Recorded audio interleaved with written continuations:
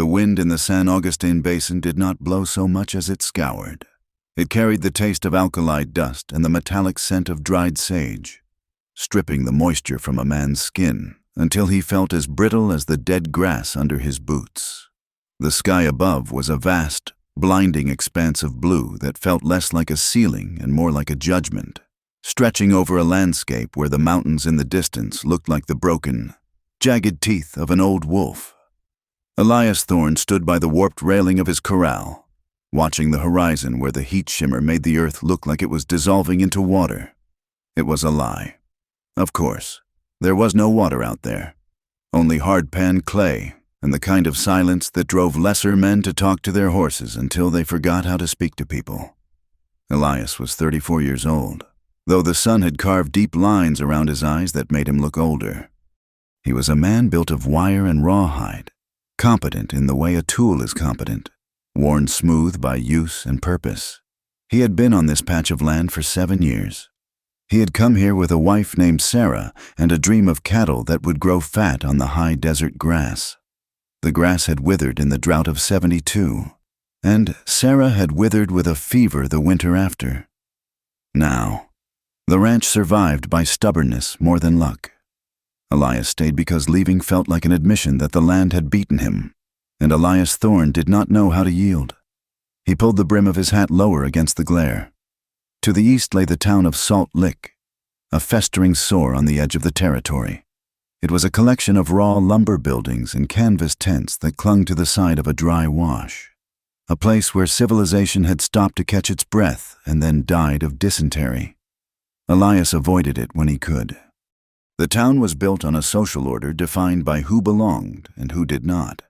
The gambling hall had glass windows, while the church had a dirt floor. But the same men filled both. The sheriff, a man named Boyd, with a smile that showed too much gum and eyes that showed nothing at all, presided over it with a casual corruption that turned the law into a weapon for the highest bidder. Elias turned his attention back to the post he was mending. He wrapped the wire tight, his leather gloves creaking. He worked alone. He had no hands to help him this season, and the solitude had become a heavy coat he wore without complaint. A disturbance in the distance caught his eye, a dust cloud, small and focused, moving steadily toward the ranch gate.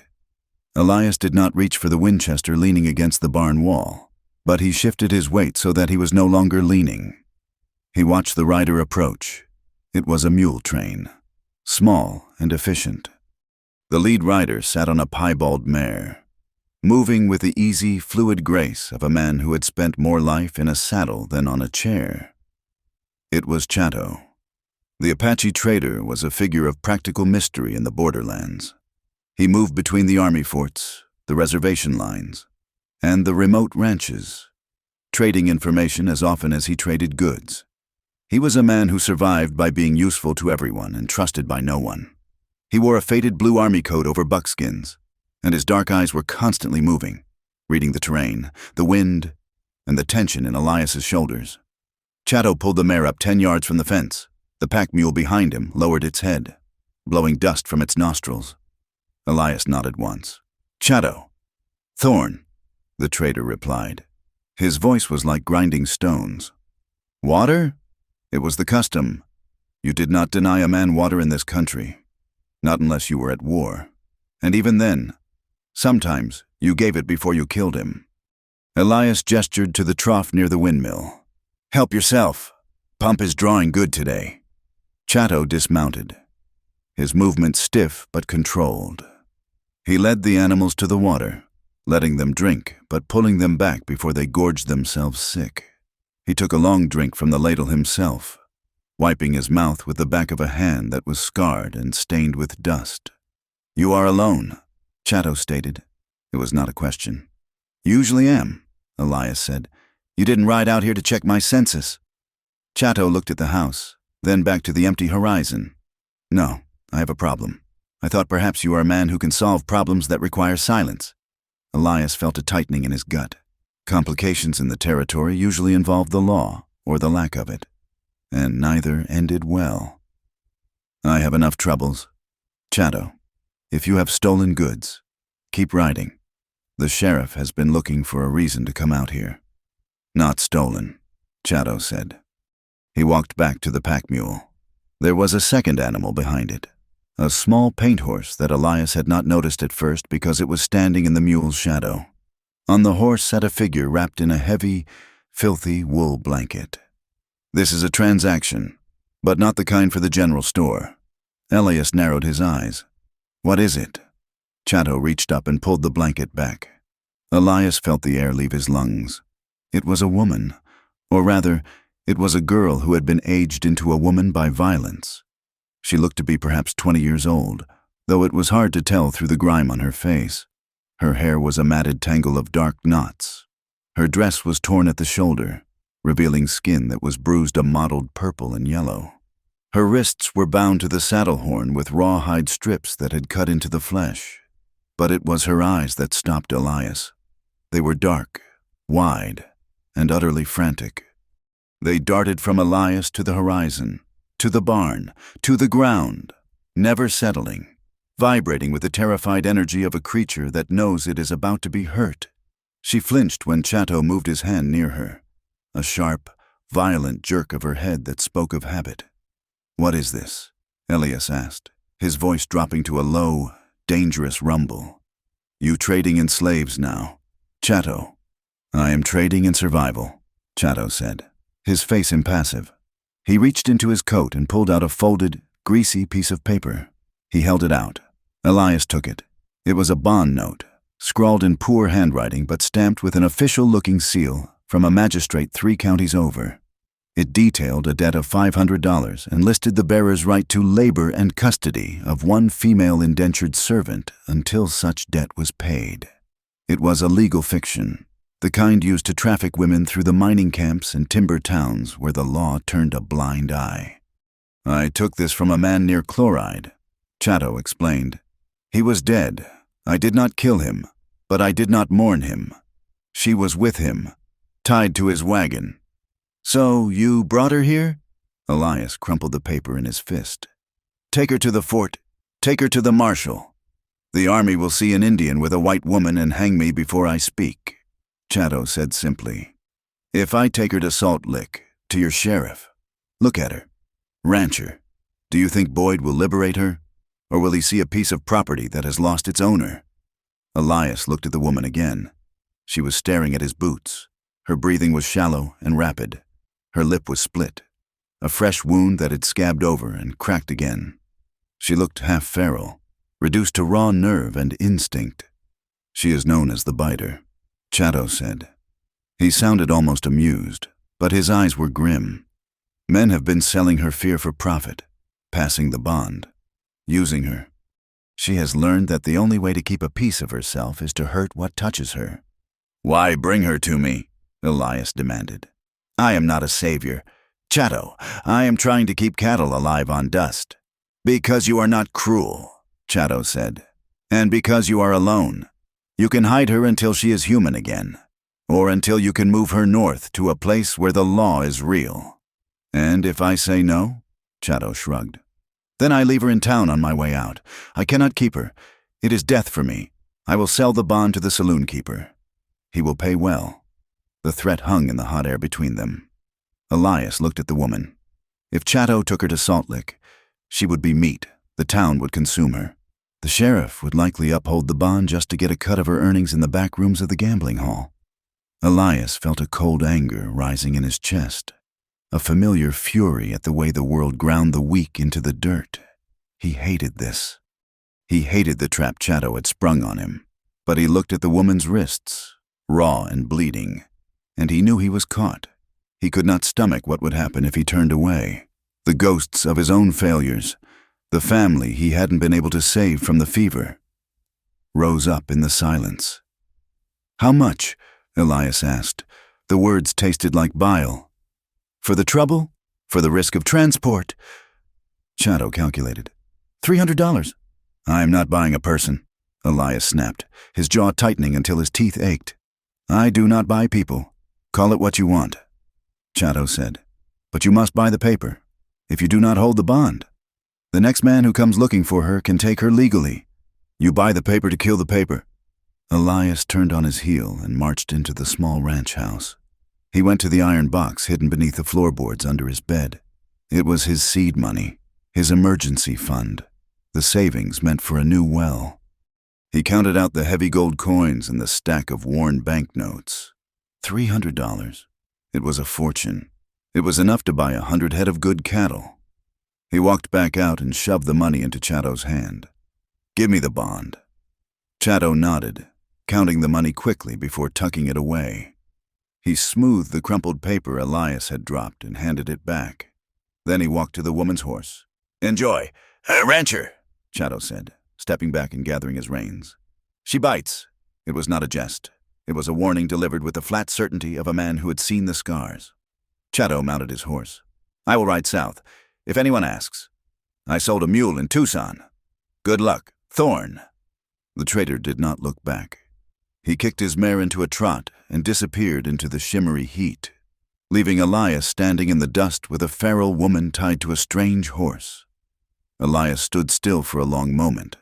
The silence of the ranch returned, but it felt different now. Heavier.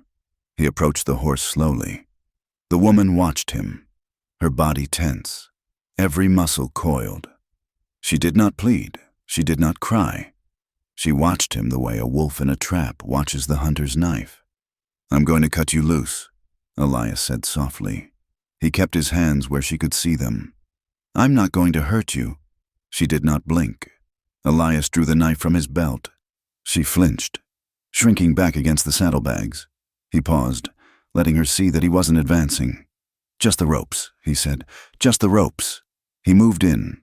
He reached for the rawhide binding her wrists. He was careful, precise.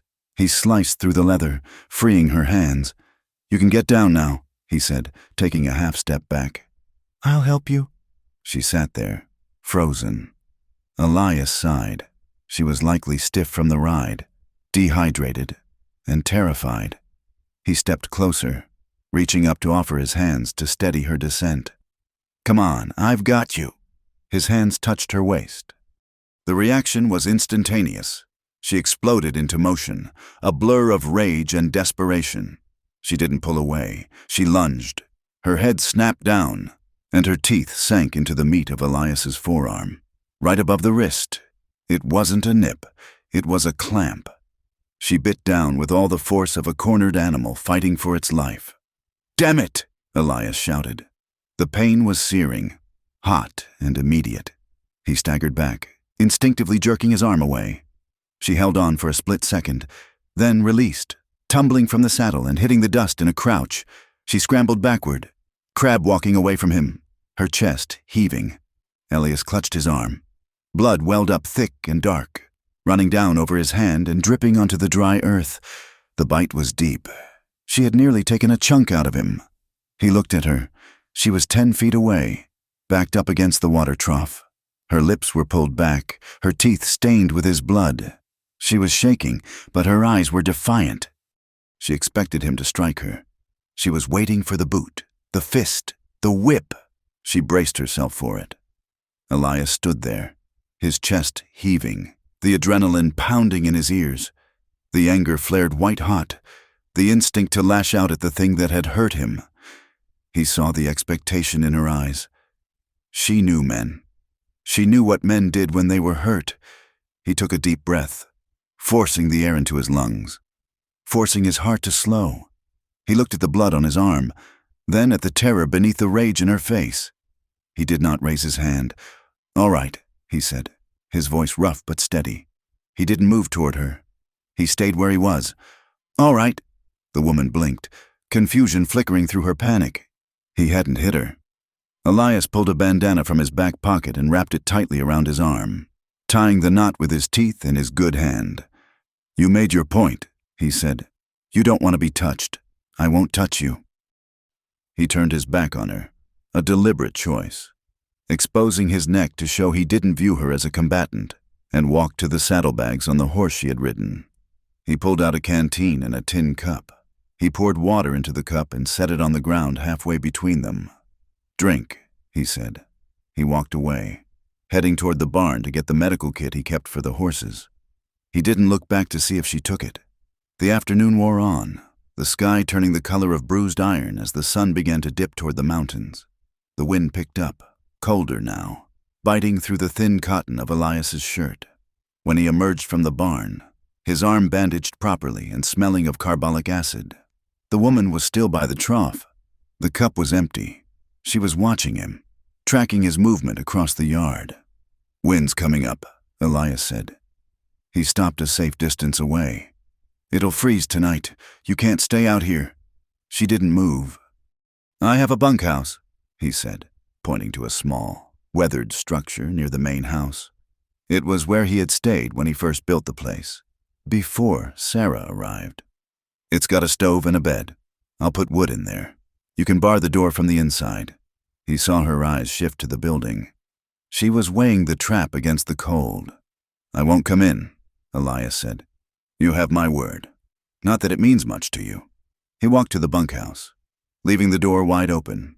He carried an armful of split cedar inside and laid a fire in the small potbelly stove. He struck a match and got it going, the smell of wood smoke sharp and clean. He placed a wool blanket on the narrow cot and a bucket of fresh water on the table. Then he walked out. He stopped in the yard and looked at her. "The door has a heavy bolt," he said. "Use it." He went into his own house and closed the door. He moved to the window, watching through the cracked glass. For a long time, nothing happened. The shadows stretched out, turning purple and black. Finally, when the cold became undeniable, the woman moved. She crept toward the bunkhouse, staying low, checking the perimeter. She vanished inside. A moment later, Elias heard the heavy thud of the iron bolt sliding home. Night fell like a hammer. The temperature dropped 20 degrees in an hour. Elias sat at his kitchen table. The oil lamp turned low. His arm throbbed in time with his heartbeat. He looked at the bond paper sitting on the table. $500 of debt. $300 of gold. A human life reduced to arithmetic. He pushed the paper away. He felt a strange, hollow exhaustion. He wasn't a jailer. He wasn't a father. He was just a man who wanted to be left alone. And now he had a tiger in his garden. Outside, the dogs began to bark. It wasn't the lazy barking of dogs baying at a coyote. It was the sharp, aggressive snarl of animals who see a stranger. Elias blew out the lamp instantly. The room plunged into darkness. He moved to the gun rack and took down the Winchester. He levered around into the chamber, the mechanical clack-clack sounding loud in the quiet house. He went to the window. The moon was a sliver, offering little light, but he could see shapes moving near the gate. Riders, 2 of them, maybe 3. They were sitting on their horses, looking at the house. Elias felt a cold knot in his stomach. Had they tracked her? Was this the bond coming to collect? He didn't wait to ask. In this country, you didn't ask strangers their business in the dark. He opened the front door and stepped out onto the porch, the rifle held across his chest. "That's close enough," he shouted. His voice echoed off the barn. The riders shifted. One of them laughed, a low, ugly sound. "Friendly greeting. Thorn," a voice called out. It wasn't the sheriff. It sounded like one of the drifting hands from the Box T Ranch, men who spent their wages on whiskey and violence. "I'm not feeling friendly," Elias called back. "Turn around." "We heard you had company," the voice said. "Heard you bought yourself a little something from the Apache. We just wanted to see if she was worth the price." News traveled faster than telegraph wires. The trader must have been seen, or someone in town knew about the bond and had been tracking Chatto. "Get off my land," Elias said. "I won't say it twice. Now, don't be greedy. Elias, share the wealth." Elias raised the rifle and fired. The shot cracked like a whip, a flash of orange fire blooming in the dark. The bullet kicked up dirt 5 feet in front of the lead horse. The horse reared, screaming. "The next one puts a hole in you," Elias roared. He racked the lever. The riders cursed, fighting their mounts. They weren't expecting a fight. They were bullies looking for easy sport, not a shootout with a man who had dug in. "Crazy bastard," one of them shouted. "Ride!" They turned their horses and galloped off into the darkness, their hoofbeats fading into the wind. Elias stood on the porch for a long time, listening. The silence returned, but it was fragile now. He knew they would be back, or others would. He had just declared war on the men who thought a woman was something you could hunt. He lowered the rifle. His arm was throbbing violently now, the bite wound protesting the recoil. He walked across the yard to the bunkhouse. He didn't try the door. He just stood near it, speaking to the wood. "They're gone," he said quietly. "I drove them off." There was no sound from inside, no movement. "You're safe," he added, though the word felt inadequate. He didn't go back to the main house. He couldn't. If they circled back, or if the woman tried to run in the dark and got lost in the freeze, he needed to be here. Elias sat down on the wooden crate beside the bunkhouse door. He rested the rifle across his knees. The wind bit at his face, but he didn't move. He pulled his coat tighter. Inside the bunkhouse, he heard a sound. It was the creak of the cot springs, then a long, shuddering exhale, then silence. She was sleeping. For the first time, perhaps in months, she was sleeping without the need to keep one eye open, because there was a man outside her door who wasn't trying to get in. Elias leaned his head back against the rough wood of the wall. He watched the stars wheel slowly overhead, sharp and cold. He was tired. He was hurt. He was $300 poorer and in a hell of a lot of trouble. But as he listened to the quiet breathing of the woman on the other side of the wall, the heavy weight of his own loneliness felt, for the first time in years, just a little bit lighter. He closed his eyes, his hand resting on the rifle, keeping a promise he hadn't yet spoken aloud. He would be there when morning came. The dawn did not break gently. It bled into the sky, a bruise of purple and sullen gray over the eastern peaks before the sun finally crested the mountains and set the frost afire. Elias Thorne woke before the light, the habit of a decade dragging him from the warmth of his quilts. His left arm, wrapped in the stiffened, blood-stained bandana, throbbed with a dull, heavy pulse that seemed to beat in time with the wind rattling the window pane. He sat up, the cold air of the room biting at his bare chest. He did not look at the empty side of the bed. That was a discipline he had mastered 3 years ago. Instead, he looked out the window toward the bunkhouse. The door was still shut, the heavy iron bolt presumably still thrown from the inside. Smoke curled thin and white from the chimney he had cleared yesterday. She was still there. Elias pulled on his shirt, wincing as he buttoned the cuff over his swollen forearm. The bite was deep, the jaw strength behind it startling. He pulled on his boots, stomped the heels down, and went out into the morning. There was no heroism in what followed, only the relentless, indifferent demand of the ranch. The cattle did not care that he had a wild woman locked in his bunkhouse. The horses did not care that he was $300 poorer. The fence line in the north pasture was sagging, and the water trough needed scrubbing before the algae bloomed. Survival was a series of chores performed whether one's heart was in them or not. He hauled water, the buckets heavy, his breath pluming in the air. He chopped wood, the axe ringing out against the cedar, the vibration traveling up his arms and settling in his injured wrist. He worked with a deliberate rhythm, making noise, letting his presence be known without being intrusive. When he returned to the main house for coffee, he saw the bunkhouse door crack open. Just an inch, a slice of darkness watching him. Elias went into his kitchen, fried salt pork and heated yesterday's biscuits in the skillet grease. He put a portion on a tin plate, poured a mug of black coffee, and walked across the yard. He set the food on the chopping block near the bunkhouse door, then turned and walked away without a word. He went to the barn to shoe the bay mare. When he came out an hour later, the plate was empty. The coffee was gone. The tin cup had been set back on the block, not thrown, but placed with a precision that suggested a test. He saw her later that morning. She was sitting on the edge of the horse trough, washing her face.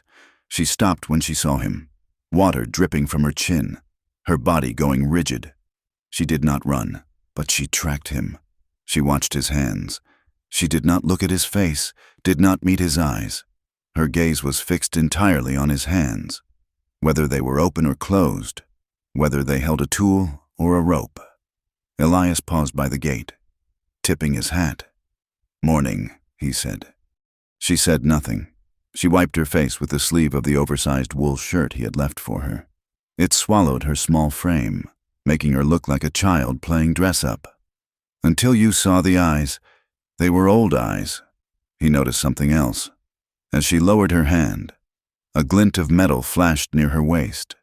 She had taken the paring knife from his kitchen.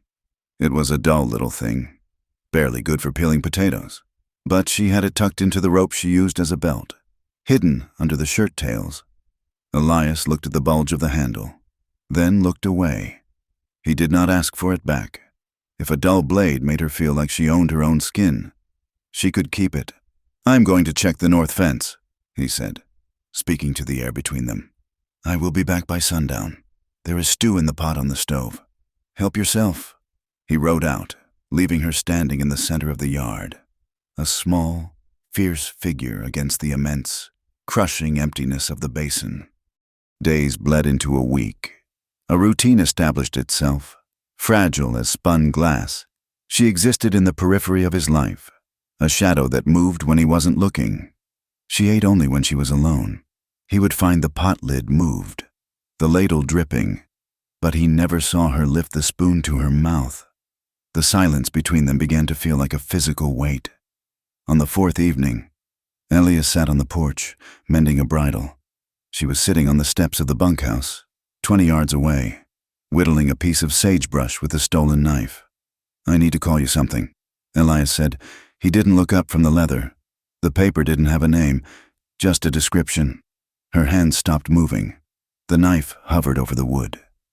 "My name is Elias," he said. "You can use it or not." She remained silent. The wind sighed through the eaves of the house. "I can't call you girl," he continued, his voice low and even. "And I won't call you what the traitor called you, the biter." It was a cruel title, a brand of behavior rather than a person. She turned her head slightly. For the first time, she looked him in the eye. Her expression was unreadable, a mix of curiosity and deep, entrenched suspicion, as if names were just another thing men took from you, another handle to grab hold of. She turned back to her whittling, slicing a long strip of bark from the wood. She did not answer. Elias nodded to himself. "All right, when you're ready." The isolation of the ranch was usually absolute, but the following afternoon, dust rose on the road again. Elias was in the barn, pitching hay. When he heard the approach, he stepped out, wiping sweat from his forehead. It was Chato again, this time alone. The Apache trader did not dismount. His horse was lathered, and he looked over his shoulder at the back trail before nodding to Elias. "Rancher," Chato said. "Chato." "I have brought salt," Chato said, gesturing to his saddlebags. "And flour. You will need them." "I have flour," Elias said. "You will need more. You will not want to go to town often." Chato's dark eyes flicked toward the bunkhouse, where the woman was invisible but undoubtedly listening. "There is talk in Salt Lick. The men who held the bond, they have friends. Men who handle business in the dark." Elias rested his hand on the fence post. "Let them talk. It is not just talk, Thorn. It is commerce. They say you have stolen property. They say you are keeping a white woman for unnatural reasons." Chato spat into the dust. "The sheriff is listening to them. Boyd likes order. You are disrupting the order." "I bought the paper," Elias said, his voice hardening. "It was a legal transaction." "The law in this territory is a line drawn in sand," Chato said. "The wind blows, and the line moves. If you stand against them, you stand alone. No one in that town will sell to you. No one will help you when the snow comes." "I am used to being alone," Elias said. Chato looked at him, a flicker of something like pity in his gaze. "No man is that alone. Watch your back, rancher, and watch hers. They will come for the paper, or they will come for the woman."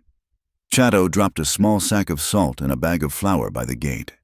"Payment for the water last time," he said. He turned his horse and rode south, keeping to the low ground. The tension in the air ratcheted tight. Elias felt it in his shoulders. He was not a violent man by nature, but he had been a soldier once, a lifetime ago, and he knew the smell of a gathering storm. That evening, the friction sparked. Elias was in the barn, checking the feed bin in the back corner. The woman had come in to retrieve a blanket she had been washing in the trough. The barn was dimly lit, shadows stretching long and distorted across the straw. Elias turned, a scoop of oats in his hand, and realized too late that he was blocking the narrow aisle between the stalls. He took a step forward to move past her, to her, in the dim light. It must have looked like a trap, she gasped, a sharp intake of air that sounded like a tearing sheet. She dropped the blanket. She scrambled backward, hitting the wooden slats of the stall. "Easy," Elias said, freezing. "I'm just moving." But she wasn't seeing him. She was seeing every man who had ever cornered her in a stable, every hand that had reached for her in the dark. Her eyes went wide and white. She let out a sound, not a scream, but a low, guttural growl of pure terror. "Don't!" she hissed. "Don't you check me! Don't you look at my teeth!" "I'm not checking you," Elias said, raising his hands, the grain scoop dangling from his fingers. "I am just feeding the horses." "Liar!" she screamed, the word tearing out of her throat. She looked around wildly for a weapon. Grabbing a pitchfork leaning against the wall, she swung it up, the tines trembling in her grip. "I am not stock." "You don't check me like stock." Elias stood perfectly still. The tines were 6 inches from his chest. He could see the madness in her eyes, the absolute certainty that she was about to be handled, inspected, and sold. "Look at me," Elias said, his voice dropping to a calm, flat register. "Look at my hands. I am holding oats. I am going to put them in the bucket. Then I am going to walk out the door." He moved slowly, pouring the oats into the manger. He turned his back to her, the most dangerous thing he could do, and the only thing that would prove him right. He walked to the barn door, his back prickling with the anticipation of cold steel entering his spine. He stepped out into the twilight. He didn't stop walking until he reached the porch of the house. He sat down heavily, his heart hammering against his ribs. She stayed in the barn for an hour. When she came out, she did not look at him. She walked to the bunkhouse, the blanket clutched to her chest, and bolted the door. The next morning, Elias made a decision. He walked into the house and went to the heavy oak chest at the foot of his bed. He unlocked it and took out a small iron key. It was the spare. He found her by the chicken coop, throwing scratch to the birds. She flinched when he approached, the pitchfork incident hanging between them like smoke. Elias held out his hand. The key lay in his palm. She looked at it, then at him. "This is for the chest in the house," he said, "or for the padlock on the tack room, or the gate." He closed her hand around it. Her fingers were cold and rough. "I don't keep prisoners," Elias said. "The door to your room locks from the inside. The gate opens from the inside. If you want to leave, you can take a horse. You can take supplies.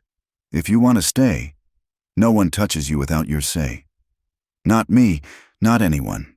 He left her standing there, the key clutched in her fist so hard her knuckles turned white. She tested him that night. Elias was sitting by the fire, reading a month-old newspaper, when he heard the hoofbeats. He went to the window.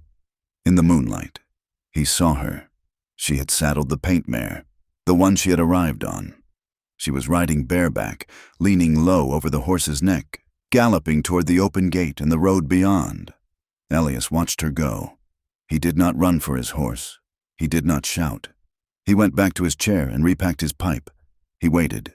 An hour passed, then 2. The fire burned down to embers. It was near midnight when he heard the slow, plodding rhythm of a horse returning. Elias went to the porch. She was coming back up the drive. The mare was blowing hard, exhausted.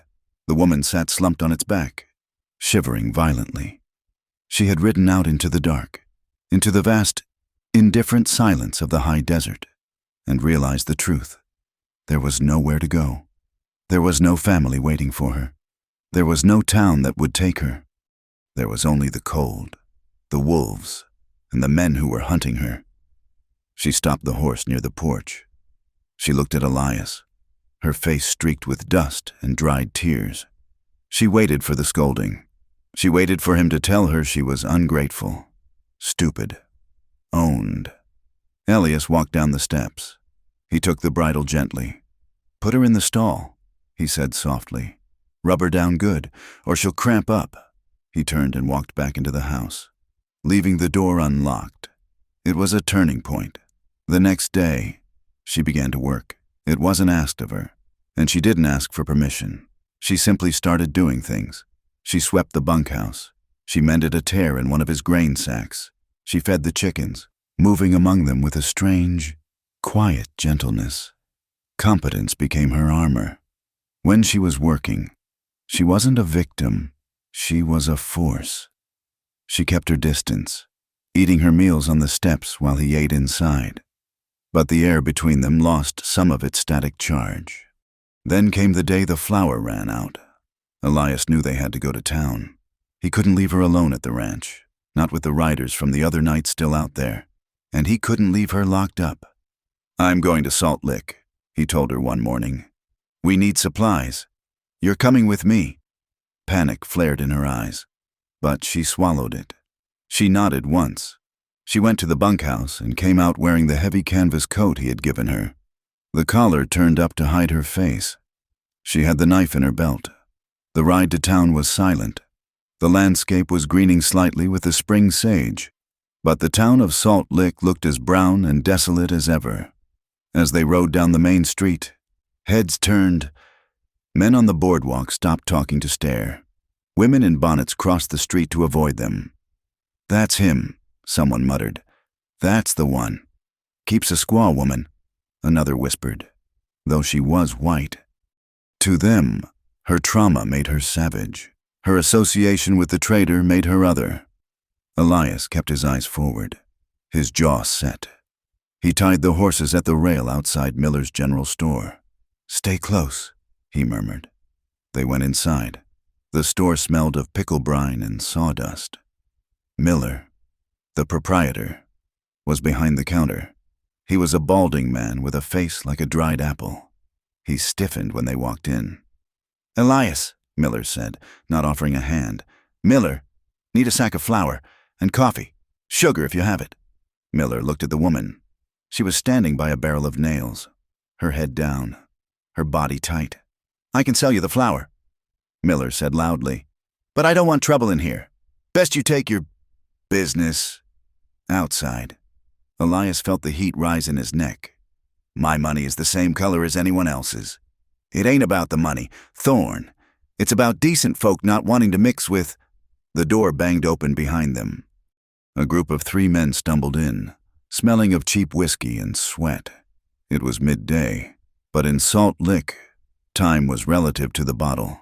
One of them, a drifting miner named Pike, saw the woman. He grinned, revealing yellow teeth. "Well, look at this," Pike slurred. "The little wildcat. Heard you were up at the Thorne place." He stepped toward her. The woman backed up against the nail barrel. "Leave her be, Pike," Elias warned, turning from the counter. "Just saying hello," Pike said. "She don't look so wild. Looks like she just needs a firm hand." He reached out. It was a clumsy, drunken gesture, meant to grab her shoulder or perhaps stroke her hair. His hand closed around her upper arm. The reaction was instantaneous. She didn't scream. She didn't pull away. She lunged. Her head snapped forward, and she bit his hand. Hard. Pike howled. He yanked his hand back, blood streaming from the webbing between his thumb and forefinger. "You bitch! She bit me! The bitch bit me!" The store erupted. Pike's friends surged forward. Miller grabbed a shotgun from under the counter. "Get her out!" Miller shouted. Pike raised a fist, his face purple with rage. "I'll kill her!" Elias moved. He stepped between Pike and the woman, shoving the drunk man backward into a display of canned peaches. The cans clattered to the floor with a deafening crash. "Touch her again and you won't walk out of here," Elias snarled. His hand was on the grip of the Colt at his hip. He didn't draw it, but the threat was clear. The room froze. "She's an animal," Pike yelled, clutching his bleeding hand. "Look at what she did." "You put your hands on her," Elias said, his voice shaking with adrenaline. "She is under my protection. Anyone who touches her answers to me." The door opened again.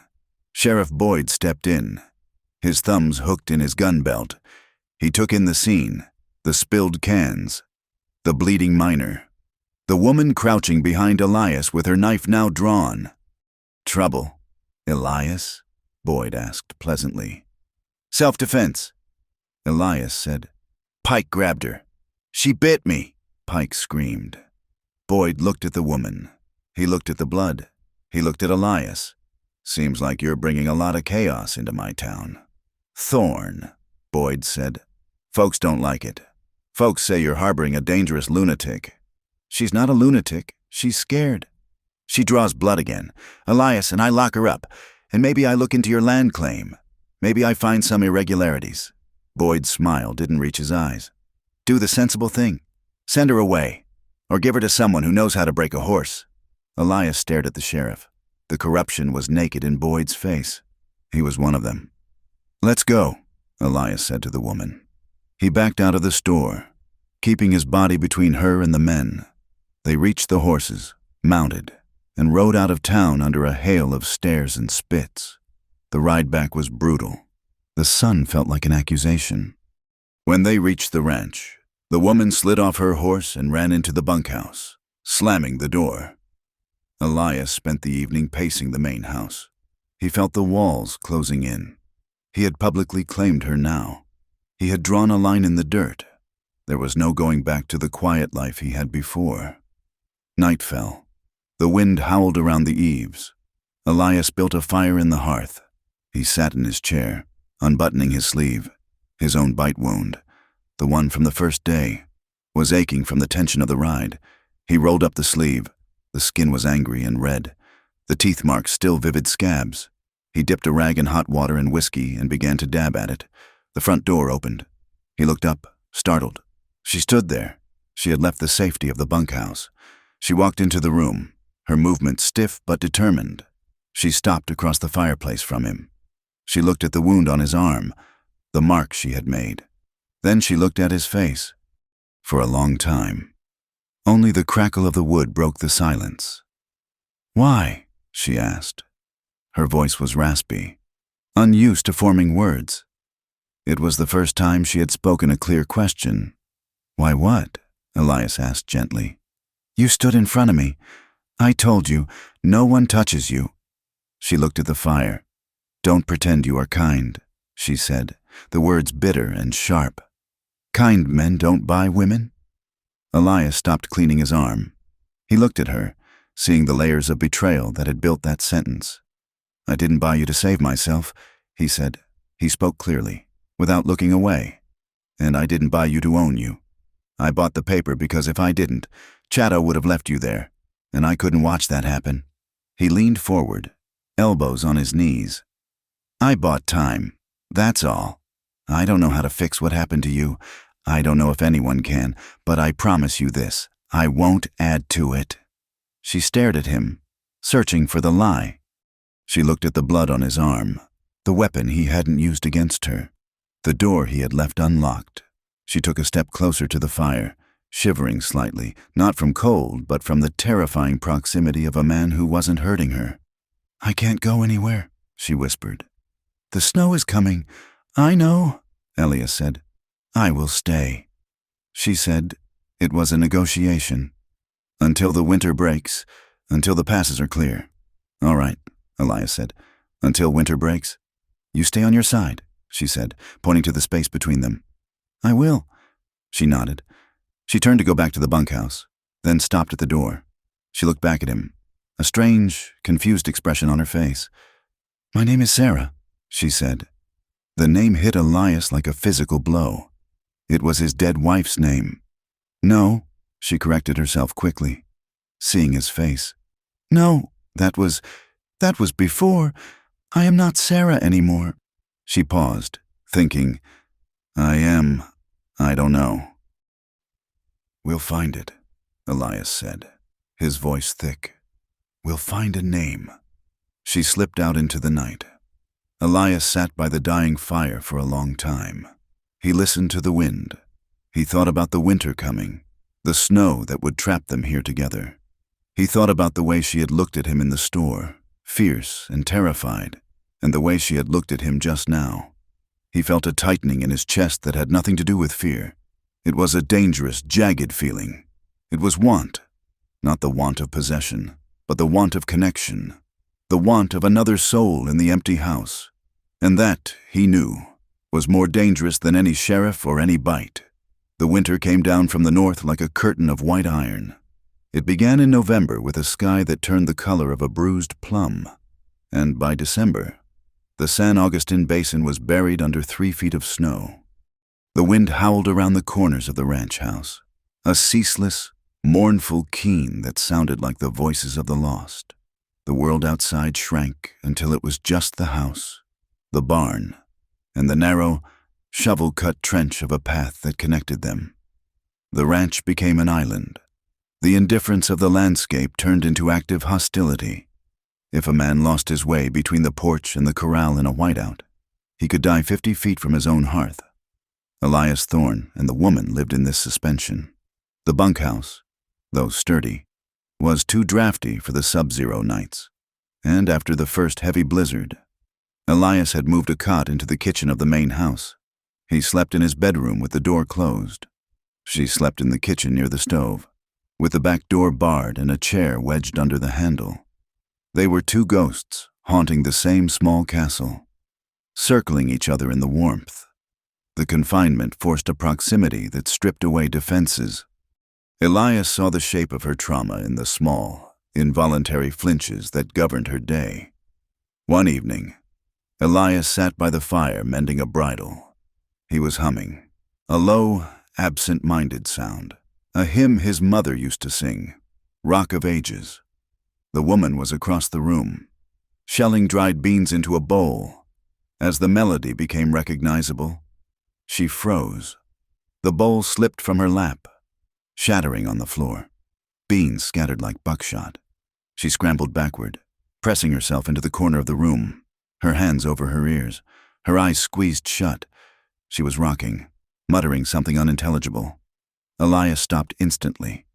He set the bridle down and stayed in his chair, knowing that moving toward her would only make it worse. "It's just a song," he said softly. "It's stopped now." She lowered her hands slowly, her chest heaving. "Not that song," she whispered. "He sang that, the one who held the book while the others—" She didn't finish. She didn't have to. Elias felt a cold sickness in his gut. He realized that for her, piety was not a comfort. It was the prelude to violence. Men had prayed over her before they hurt her, sanctifying their cruelty. "I won't sing it again," Elias said. Another night, he opened a bottle of whiskey to pour into a poultice for a horse with a cut leg. The sharp, amber smell filled the kitchen. She gagged, turning pale, and ran out the back door into the snow, retching. When she came back in, shivering and blue-lipped, Elias had corked the bottle and put it away. He made tea instead, the scent of mint replacing the alcohol. "I'm sorry," she said, her voice hollow. "Don't apologize," Elias said. He was looking at the fire, his face drawn. "I have smells I can't abide either. Burning pine, smells like Georgia." She looked at him, surprised by the admission. "You were there?" "I was with the cavalry," Elias said. He rarely spoke of it. "We burned a lot of things. Houses, barns. Sometimes I think the smoke never really washed off my skin. It was a small exchange, but it shifted the ground beneath them." He was not just the jailer or the savior. He was a man with his own ghosts. He avoided town not because he thought he was better than the people there, but because he feared the part of himself that knew how to burn things down. The tenderness between them grew not from grand gestures, but from the quiet, practical language of survival. One morning, Elias found her boots by the door. The soles were wearing thin, the leather cracked. Without asking, he took them to his workbench. He spent the afternoon resolute soling them with thick, sturdy rawhide and greasing the leather until it was supple and waterproof. He left them by the stove. When she put them on the next morning, She paused. She flexed her feet, feeling the new warmth, the solid grip. She looked at Elias, who was drinking coffee and staring out at the snow. "Thank you," she said. Elias nodded, not turning around. "Winter's hard on feet." 2 days later, Elias came in from the cold to find his wool shawl, the one he used when checking the lines, folded neatly on his chair. It had been washed and mended. A tear in the weave pulled tight with careful, almost invisible stitches. He touched the fabric. It was the first time she had done something for him that wasn't strictly necessary for her own survival. The isolation broke in late January, on a day when the sun came out hard and bright, blinding against the snow. A rider appeared on the ridge. It was Chato. The Apache's horse was wading chest deep in the drifts, and Chato himself looked like a figure carved from ice. Elias went out to meet him, helping him down. They brought the horse into the barn and Chato into the kitchen. The woman did not hide this time. She stood by the stove, a ladle in her hand, watching the trader with wary recognition. Chato drank the coffee Elias gave him, wrapping his frozen hands around the mug. "You are alive," Chato said, looking at the woman. "That is good. The winter kills the weak." "I am not weak," she said. Her voice was quiet but steel hard. "No," Chato agreed. "You are not." He turned to Elias. "I have been in Silver City. I heard things. The men who moved her. They are not just drifters. They are runners for a man named Holloway." Elias went still. "Judge Holloway?" "The same," Chato said. "He owns the copper mine. He owns the freight line. And he thinks he owns the law. He uses the bond papers to move women into the mining camps. It is a business. He does not like that you interrupted his ledger." "He's a judge," Elias said, the anger rising in his throat. "He's supposed to be the law." "He is the law," Chato corrected. "That is the problem. He has sent men to Salt Lick. They are asking questions. They know you have her. They know you bought the paper, but they claim the paper was stolen from their courier. They say you are a thief." "I paid gold," Elias said. "Gold does not matter when the judge holds the gavel." Chato said, "They will come. Rancher, not with a mob this time, with a warrant. They will try to make it look legal." Elias looked at the woman. She had gone pale, her knuckles white on the ladle. "Let them come," Elias said. "I have a deed to this land, and I have a Winchester." "A rifle is good," Chato said, standing up. "But eyes in the back of your head are better." Chato did not stay the night. He rode out while the sun was still high, disappearing back into the white silence. That evening, the fear in the house was palpable. The woman paced the kitchen, checking the window every few minutes. "You should let me go," she said suddenly. Elias looked up from his book. "Go where? There is 3 feet of snow. You'd be dead in a day." "If they find me here, they will hurt you. They will take your land." "They aren't taking anything," Elias said, "and I am not turning you out." She stopped pacing and looked at him. The firelight cast deep shadows across her face, highlighting the sharp angle of her jaw and the dark, restless intelligence of her eyes. "Why?" she demanded. "Why do you care? You don't even know my name." "You haven't given it to me," Elias said. She stared at him for a long moment. The silence stretched, filled only by the popping of the cedar logs in the stove. "Elena," she said. The word hung in the air. "Elena," Elias repeated. It was a soft name, but she said it with a hard edge. "It was my grandmother's name," she said. "The rest of them, the names on the papers, the names the men gave me, I burned them. Elena is the only thing I have left that they didn't touch." She walked over to the table and sat down across from him. It was the closest she had voluntarily come to him. "You want to know why I bite?" she said. It wasn't a question. Elias closed his book. "Only if you want to tell me." She looked at her hands. They were scarred, rough, and trembling slightly. "They tied me," she said, her voice devoid of emotion, which made it worse. "The first time, they tied my hands and my feet. They put a gag in my mouth, but it slipped. The man, he put his hand over my face to shut me up." She looked up at Elias, her eyes burning with a terrible, Cold fire. "My teeth were the only thing loose," she said. "I bit him. I bit until my teeth met. He screamed. He hit me. He broke my nose. But he stopped. For a minute. He stopped. It was the only weapon I had. It was the only way to say no when my voice was gone." Elias felt a profound, aching sorrow for her, but he kept his face steady. He did not offer pity. Pity was cheap. "It is a good weapon," Elias said seriously. "A wolf uses what it has." She looked at him, searching for disgust, searching for the judgment that usually followed such a confession. She found only a quiet, sturdy acceptance. Her shoulders dropped an inch. "Elena," she said again, as if testing the weight of it in this room. "It is a good name," Elias said. The riders came 3 days later. The snow had stopped, but the sky was a flat, glaring white. Elias was in the yard, breaking ice on the trough, when he saw them, 4 men. They wore heavy dusters and rode big, grain-fed horses. They didn't ride like drifters. They rode like men who were paid to be there.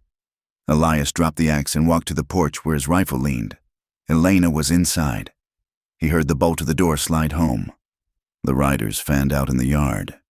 The leader was a man with a thick gray mustache and a tin star pinned to his coat. It wasn't a sheriff's star. It was a deputy's badge from the county seat. "Elias Thorne," the man called out. "That's me," Elias said, holding the rifle loose in one hand. "Who are you?" "Deputy Silas," the man said. "I'm here on behalf of Judge Holloway. We have a warrant for the arrest of a woman in your custody. Charges are theft, assault, and flight from debt."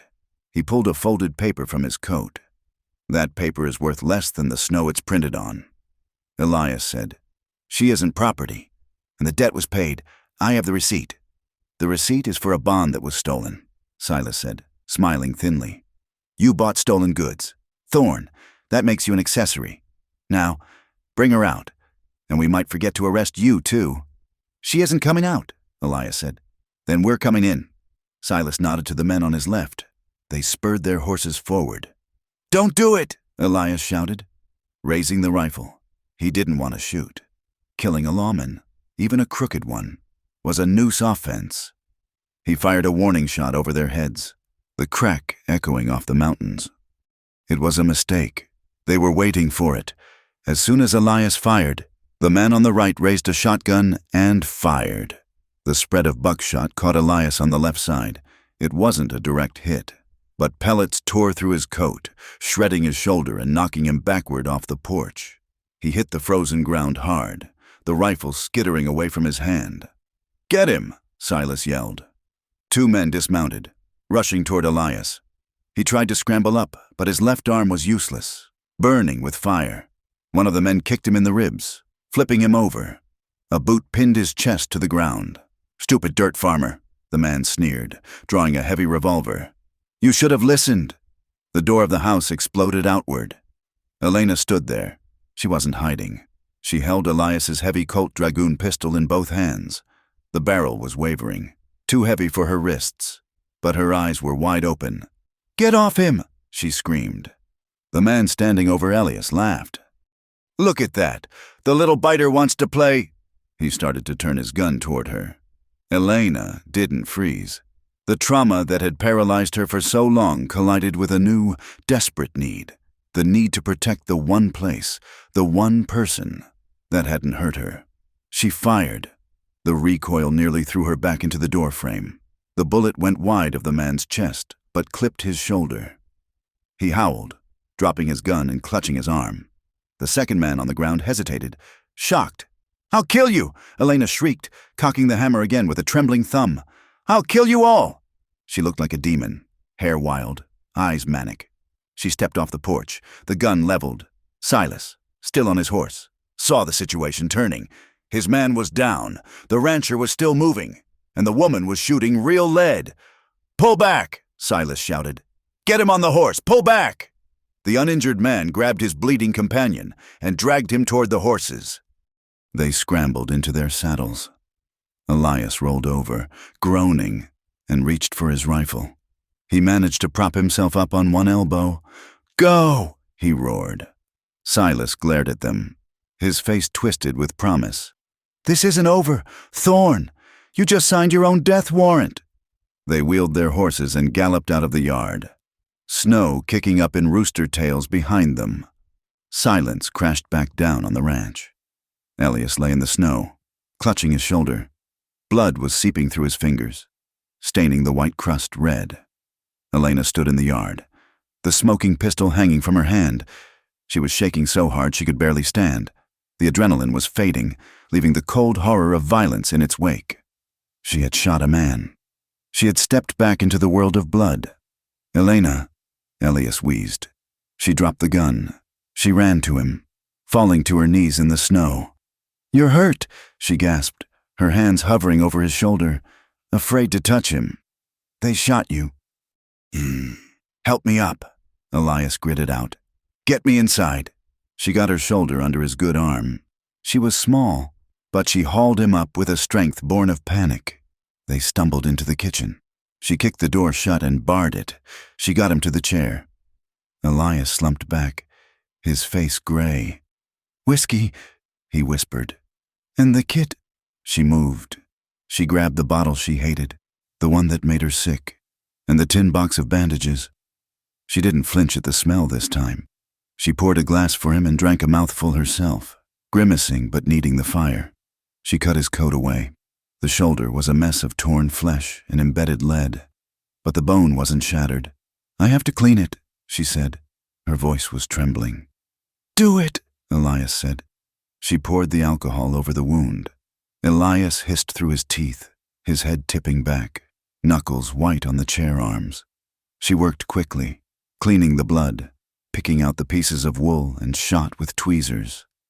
Her hands, usually so guarded, were touching him everywhere, his chest, his neck, his arm, steadying him. When it was done and bandaged, the room felt incredibly quiet. The fire crackled. The smell of blood and whiskey hung heavy in the air. Elias looked at her. She was kneeling between his legs, her hands resting on his knees, her face streaked with tears. She hadn't realized she was crying. She looked terrified, but not of him. She was terrified of what she had done, and perhaps of what she felt. "You saved me," Elias said softly. "I shot him," she whispered. "I wanted to kill him. You did what you had to do." He reached out with his good hand and touched her face. It was the first time he had touched her skin deliberately. His thumb brushed the tear track on her cheek. She didn't pull away. She leaned into his hand. It was an instinct, a starving thing seeking warmth. Her breath hitched. She looked at his mouth. The distance between them vanished. The air was charged with a sudden, overwhelming electricity, the collision of violence and survival turning into desire. She leaned forward, her lips parted. She wanted to erase the fear. She wanted to feel something that wasn't pain. Elias's heart hammered against his ribs. He wanted her. God, he wanted her. The months of silence, of watching her strength, of living in this small box with her, it all surged up. But he saw the tremor in her jaw. He saw the desperation in her eyes. She wasn't choosing him. She was reacting to the trauma. She was offering herself because she thought that was the price of safety, or because she needed to prove she was alive. He couldn't take that, not from her. He gently placed his hand on her shoulder and stopped her. "Elena," he said, his voice rough as gravel. "No." She froze, her eyes widening. Rejection flashed across her face, the shame of being unwanted. "Not like this," Elias said firmly. "I want you. You hear me? I want you more than I've wanted anything in a long time. But not because you're scared, and not because you owe me." He looked deep into her eyes, willing her to understand. "I won't take what fear offers. When it happens, it will be because you chose it freely, with a quiet mind." She stared at him, her breath trembling. She pulled back slowly. The shame in her eyes faded, replaced by something else, confusion, and then a dawning realization of what he had just given her. He had given her agency. He had refused to consume her. It was a rejection that felt like an embrace. It was painful. Yes, the air between them was thick with unspent desire, but it was honest, Okay, she whispered. Okay. She stood up, her legs shaky. She took the basin of bloody water to the sink. They will come back, she said, her back to him. I know, Elias said. We'll be ready. The news of the shooting reached town before the snow melted. The gossip in Salt Lick turned vicious. It was no longer just that the rancher had a squaw woman. Now, the story was that he had a mad woman, a witch who shot lawmen and had bewitched Elias Thorne into violence. He paid for her, the whispers went in the church pews, bought her soul with gold, and now she's taken his. She's a savage, they said in the saloon. Needs putting down. The social noose was tightening. Elias and Elena were pariahs, enemies of the order that Judge Holloway and Sheriff Boyd maintained.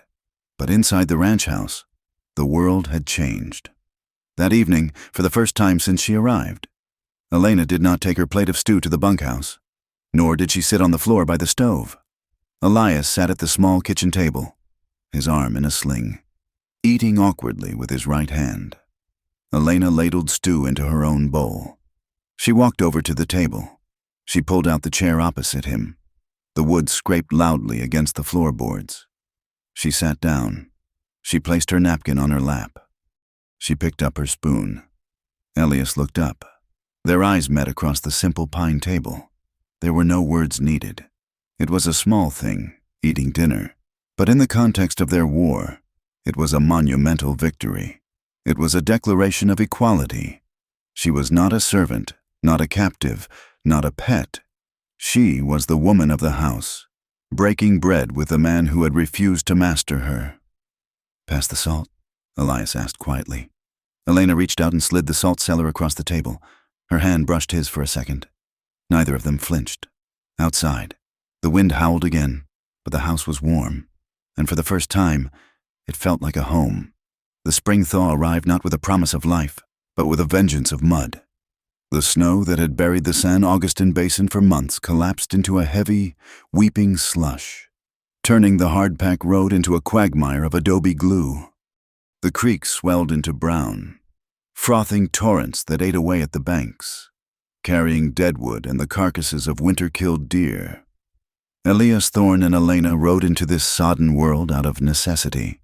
The flour was gone, the coffee was dust, and the ammunition box was dangerously light. But more than goods, they needed an end to the siege. They could not live another season waiting for the sheriff to invent a reason to hang them. They rode north, bypassing the hostile eyes of Salt Lick, aiming for the larger jurisdiction of Silver City. It was a 3-day ride through country that fought them every step of the way. The horses struggled in the sucking mud, their breath steaming in the damp, raw air. Elias watched Elena as they rode. She sat her mare with a newfound confidence, her back straight, her eyes scanning the horizon. She wore a hat he had shaped for her, the brim pulled low, and a coat that was too big in the shoulders but belted tight at the waist. She looked less like a captive now and more like a partner, though the shadow of the hunt had never quite left her face. In Silver City, they sought the law.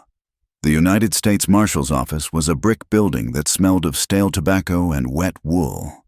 Marshal Davies was a man who looked as if he had been carved from suet, pale, heavy, and tired. He sat behind a desk cluttered with wanted posters and ledgers, listening to Elias with the expression of a man hearing a story he had heard 1,000 times before.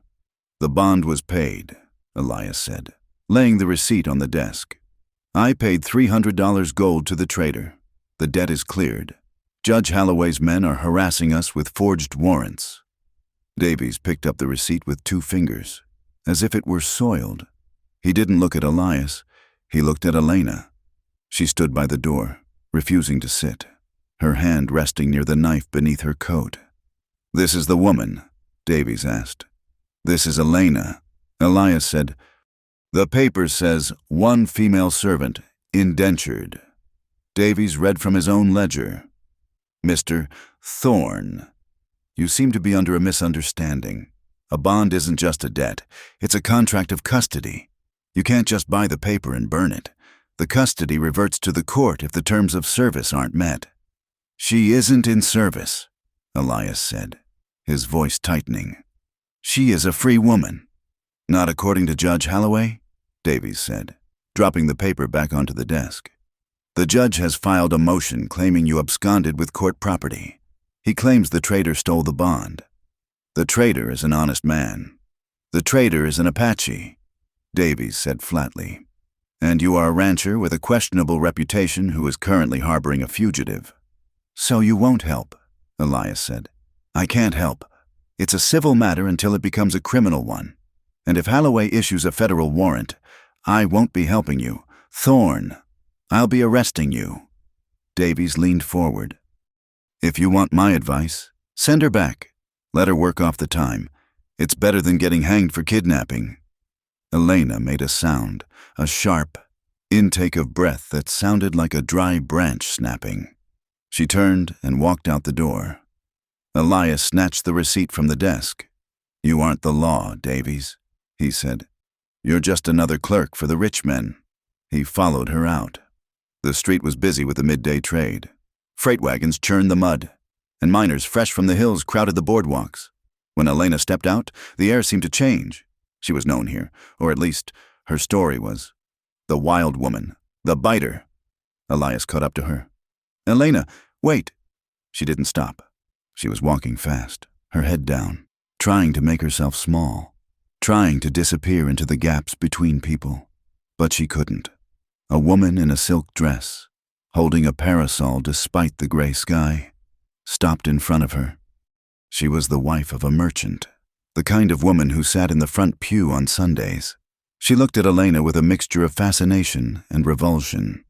Is that her? The woman whispered loudly to her companion. The savage? Elena flinched, veering to the right to pass. A man coming out of a saloon blocked her path. He was large, smelling of beer. He grinned. Hey there, sweetheart. Show us your teeth. Move, Elias said, stepping up behind her, his hand on her shoulder. The contact, meant to reassure, made her jump. She was vibrating with tension. He keeps her on a leash. Someone laughed. Whore, a voice muttered from the crowd. Then, a young man, barely 20, spat on the ground inches from Elena's boot. Go back to the reservation. He sneered. Elena stopped. She stopped shaking. She went perfectly still. For a second. Elias thought she was going to attack. He saw her hand drift toward her belt. Then, she broke. It wasn't a scream, it was a collapse of presence. Her eyes glazed over. Staring at 1,000 miles of nothing, she began to hyperventilate. Shallow, panic-stricken gasps. She was dissociating, the present moment becoming too dangerous to inhabit. Elena, Elias said, grabbing her arm. Look at me. She didn't see him. She was back in the wagon. She was back in the rope. Elias cursed. He swept her up, half carrying her through the mud to where the horses were tied. He ignored the jeers, the laughter, the eyes that stripped them both bare. He threw her into the saddle and mounted his own horse, grabbing her reins. Let's go, he shouted, kicking his horse. They rode out of Silver City fast, leaving the civilization behind, but the poison of it traveled with them. They made camp that night in a wash 10 miles south. The air was cold, damp, and heavy with the smell of wet sage. Elena sat by the fire, her knees pulled to her chest. She hadn't spoken since the town. Elias paced the small circle of light. He was angry, at Davies, at the crowd, at himself. We aren't going back, Elias said, feeding a stick to the fire. We'll go to the fort next time, or we'll ride to Tucson. There is no next time, Elena said. Her voice was flat. Dead. We have to fix this legally. There is no law for me, she snapped, looking up. Her eyes were red-rimmed, fierce. Don't you see that? To them, I am not a person. I am a thing that is out of place, a dog that needs to be chained. I won't let them chain you. You can't stop them. She stood up, pacing the mud. You want to hide me. You want to keep me in the box. You pulled me away today like I was a child. I was protecting you, Elias argued, his own frustration boiling over. They were a mob. Elena, you can't fight a whole town with a paring knife. I would rather fight than run, she yelled. I hate it. I hate being hidden. I hate that you have to speak for me. I speak for you because if you speak, they'll kill you. Elias shouted back. The words hung in the air, terrible and true. Elena stared at him, her chest heaving. Then maybe I am already dead, she whispered, and you are just guarding the body. She turned her back on him and walked into the dark. Elias let her go. He sat by the fire, head in his hands, feeling the weight of a world that refused to let them be. They returned to the ranch 2 days later, under a sky that threatened rain. As they crested the ridge overlooking the valley, Elias pulled his horse up sharp.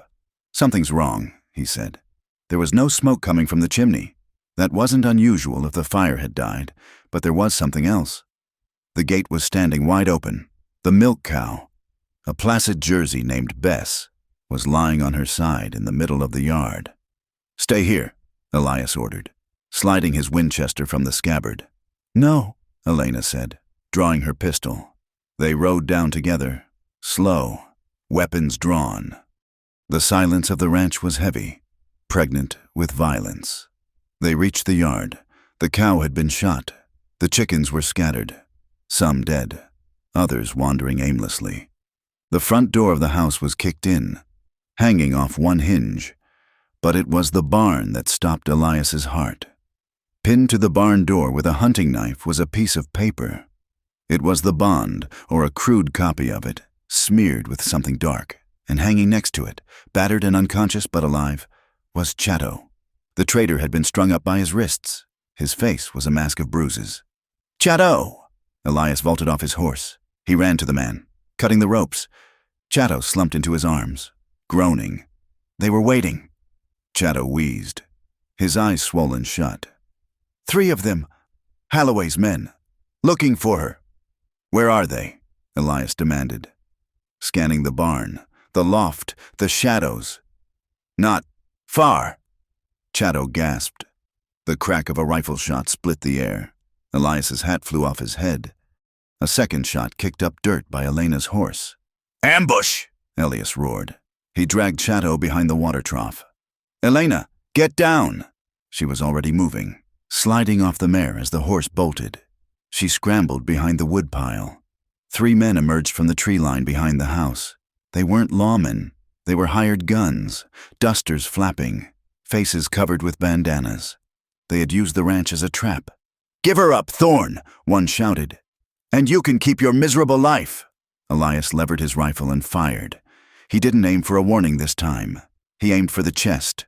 The man ducked behind a rain barrel, the wood splintering. Cover me, Elias yelled to Elena. He saw her pop up, firing the heavy dragoon pistol with 2 hands. The boom was like a cannon. It forced the men to keep their heads down, but they were flanking. One man made a run for the barn, circling wide to get behind Elena. Behind you, Elias screamed. Elena turned, but she was too slow. The man tackled her. They hit the mud together. The pistol flew from her hand. The terror was instant and absolute. It was the smell of him, stale tobacco, unwashed skin, the rough wool of his coat scratching her face. It was the weight of a man pinning her to the earth, the crushing suffocation of history repeating itself. Gotcha, you little witch, the man grunted, grabbing her hair and winding it around his fist. He yanked her head back. He had a length of rope in his other belt loop. Elena screamed. It wasn't a word. It was a sound of pure, primal horror. She thrashed, her boots scrabbling in the mud. Elias heard her. He broke cover. He didn't care about the other 2 shooters. He didn't care about the bullets that whizzed past his head. He ran across the open yard, a demon of rage. But he was 30 yards away, too far.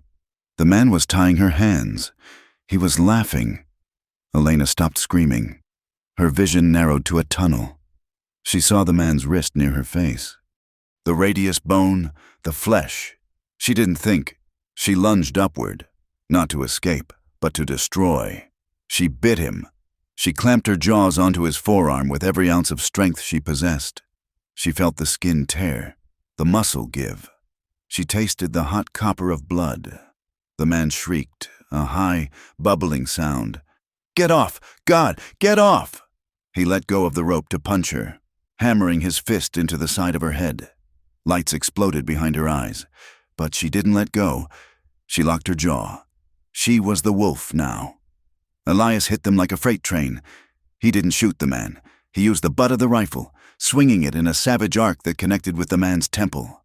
The sound was a wet thud. The man collapsed, instantly unconscious, falling sideways off Elena. Elias stood over him, chest heaving, eyes wild. He reversed the rifle, raising the stock to smash the man's skull in, to finish it, to kill him while he slept. "Elias!" The voice cut through the red haze. He froze, the rifle raised. Elena was pushing herself up from the mud.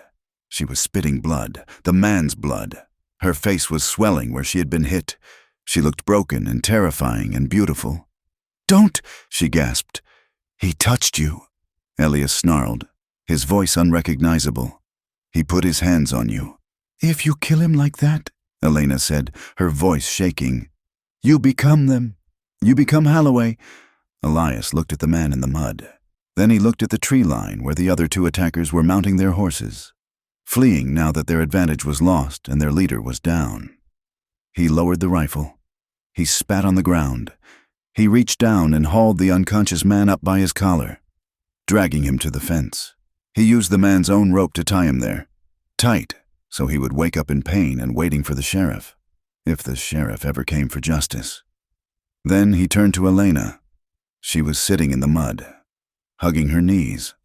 She was shaking again, the adrenaline crash hitting her hard. Elias went to her. He dropped to his knees. He didn't touch her. Not yet. He waited. "Are you all right?" he asked. The question was stupid. Of course she wasn't. She looked at him. She looked at the blood on her chin. She wiped it away with the back of her hand. "I am alive," she said. The night fell heavy and black.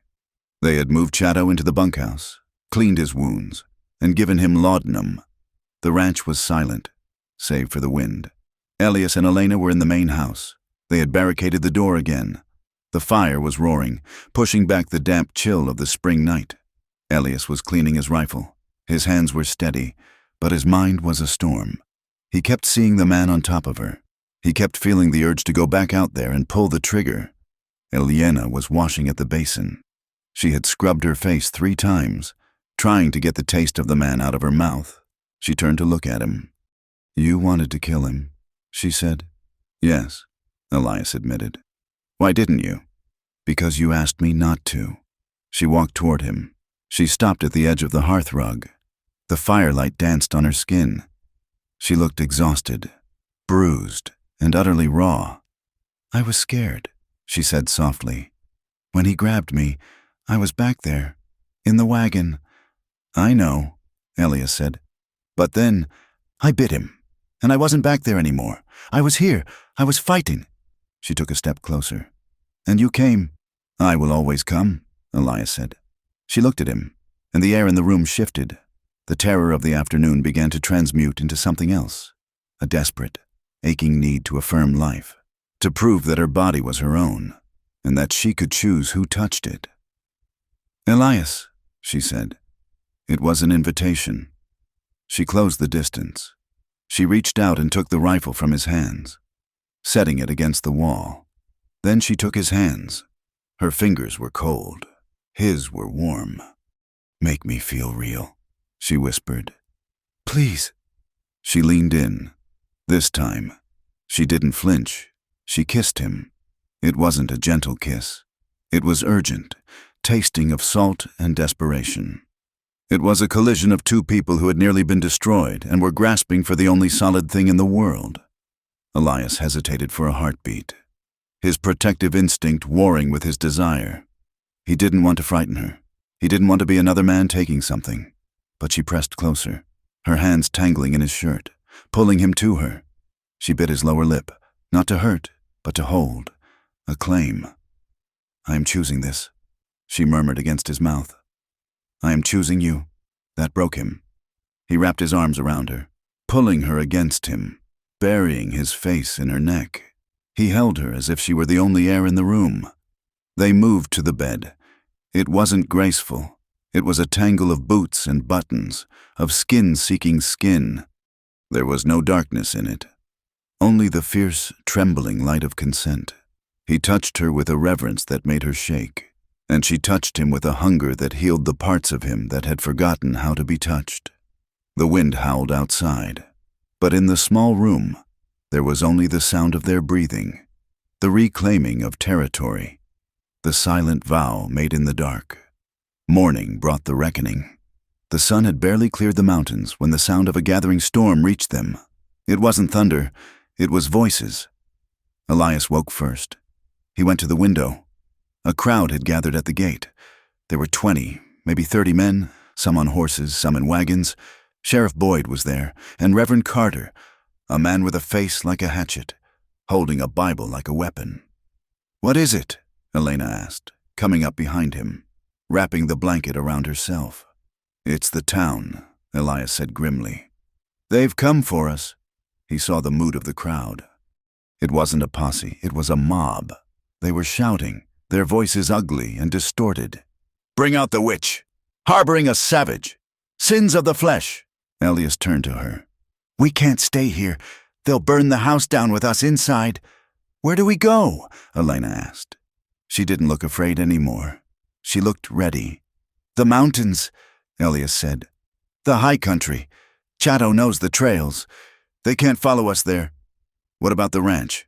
Elias looked at the walls he had built, the home he had tried to make. "It's just wood and mud. Elena, it's not the life."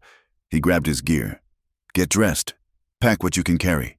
We ride out the back, through the creek bed." They moved fast. They woke Chato, helping him to his horse.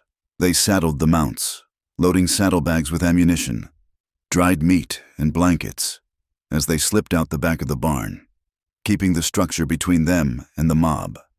They heard the sheriff's voice booming, "Elias Thorne, by the order of the county, come out! Surrender the woman!" Elias didn't look back. He swung into the saddle. Elena mounted beside him. She looked at the house one last time. Then she looked at Elias. "Ready?" he asked. "Ride," she said. They kicked the horses into a gallop, splashing through the swollen creek, vanishing into the sagebrush just as the first torch was thrown onto the porch of the ranch house. Behind them, the pillar of smoke began to rise, marking the end of their safety and the beginning of their exile. They were no longer rancher and captive. They were outlaws. And they were together.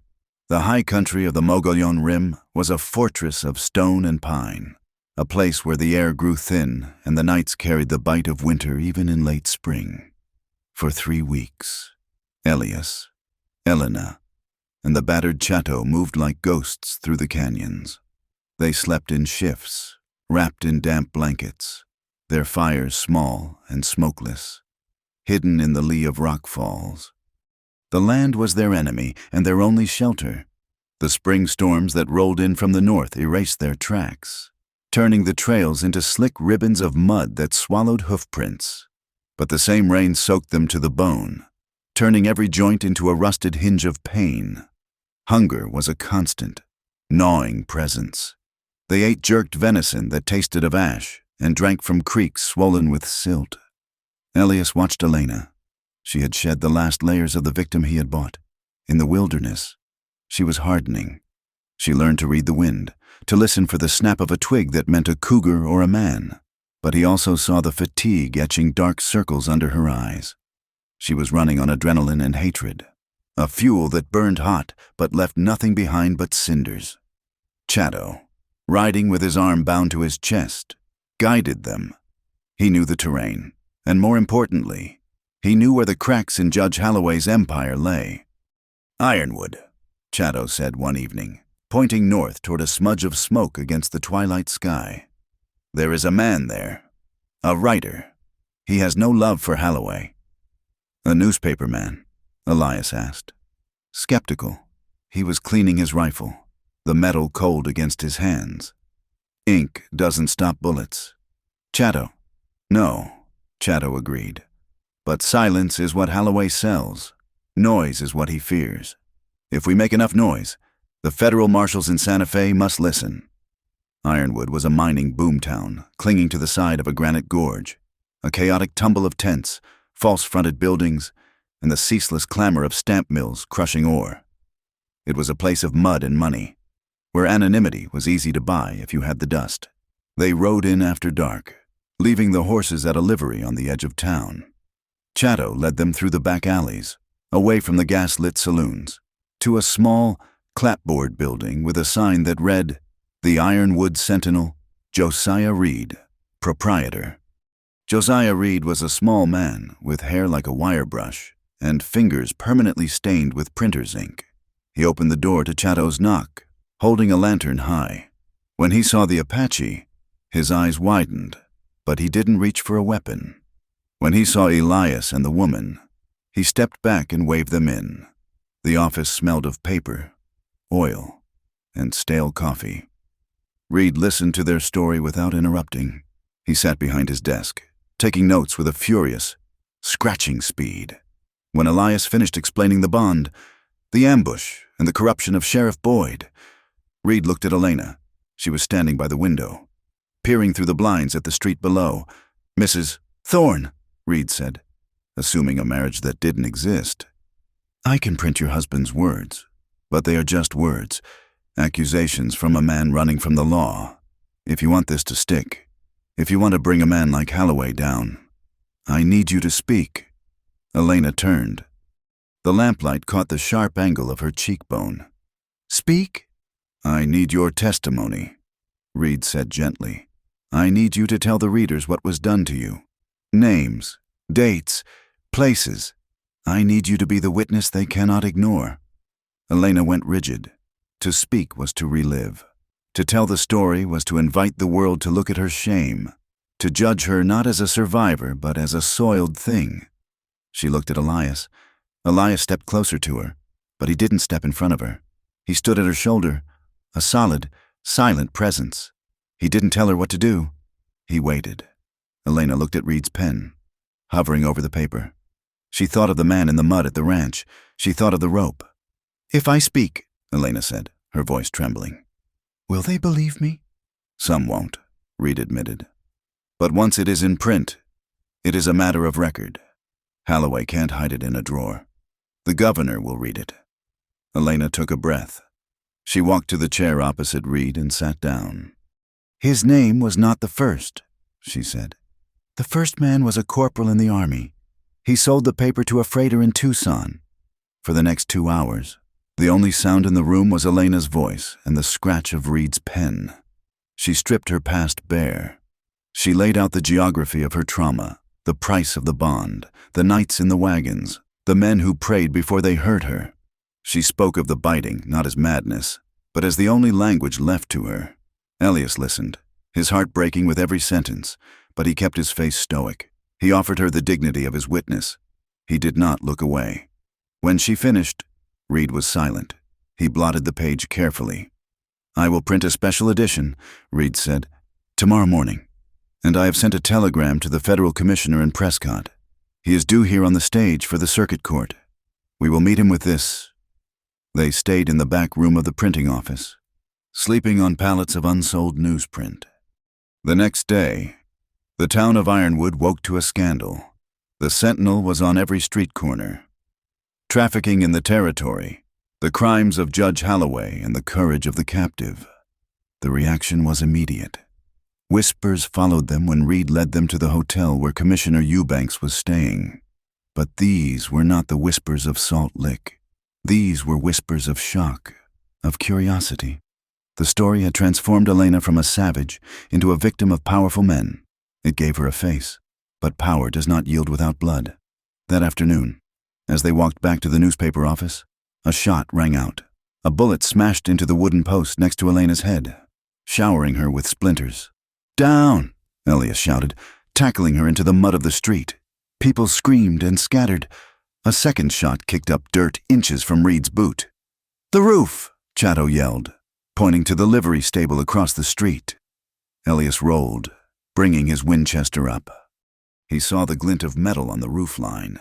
He fired, a rapid covering volley that chipped the brickwork and forced the shooter down. "Get inside!" Elias roared. They scrambled into the mercantile store, crashing through the door. The shopkeeper ducked behind his counter. "They are here," Elias said, breathing hard, checking Elena for blood. She was shaking, but she was unhurt. "Holloway sent his dogs." "He knows," Reed said, clutching his hat. "The story is out.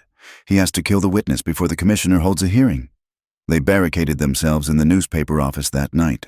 The local town marshal, a man named Cooper who respected Reed, placed 2 deputies at the door, but the night felt heavy with threat. Inside, the air was thick with tension. Chato watched the street from the darkened front window. Reed was pacing, reloading a shotgun. In the back room, Elias and Elena sat on the floor, sharing a tin of cold beans. The near miss had rattled Elena. She had been brave in the chair, brave in the telling, but the bullet had reminded her that the truth was not a shield. "I am marked," she whispered, looking at her hands. "I am ruined. Elias, look at what follows me. Death, violence, everywhere I go."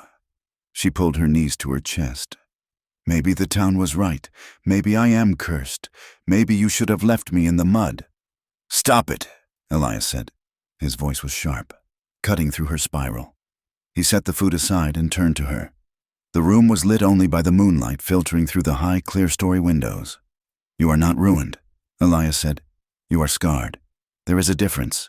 A ruin is something that is broken beyond use. A scar is proof that you survived." "I feel dirty," she confessed, the words tearing out of her. "I feel like I am still theirs. Like no matter what I say, I am just the thing they bought."